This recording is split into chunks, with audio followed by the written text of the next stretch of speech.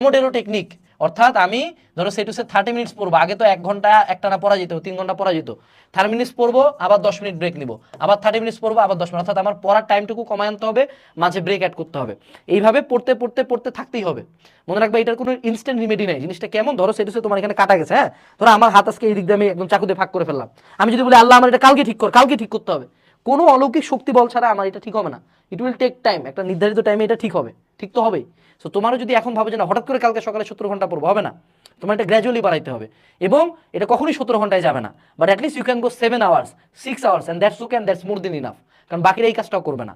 So তুমি এখন যেটা করতে পারো, দিনের কিছু টাইম তোমার হাই এনার্জি টাইম, বিশেষ করে রমজান মাসে সকালের দিকে সেহরির পর হাই এনার্জি টাইম থাকে, ওই হাই এনার্জি টাইমগুলোতে তুমি পোমোডোরো টেকনিক, যে 30 মিনিট পড়লা 5 মিনিট ব্রেক, আবার 30 মিনিট পড়বা আবার 5 মিনিট ব্রেক, আবার 30 মিনিট পড়বা আবার 5 মিনিট ব্রেক, এরকম করে পড়তে থাকতে হবে। অ্যান্ড একবার ফ্লোটাতে যদি তুমি চলে আসো, এটা তোমার অভ্যাসে পরিণত হবে। কিন্তু এটা হলো ইঞ্জিনটাকে রিস্টার্ট দিতে হবে।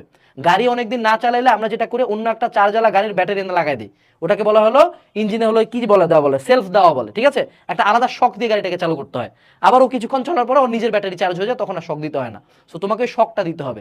প্রথম সর্বোচ্চ আমি বলবো প্রথম 3 দিন টান দাও, 3 দিন কষ্ট করে পড়ো,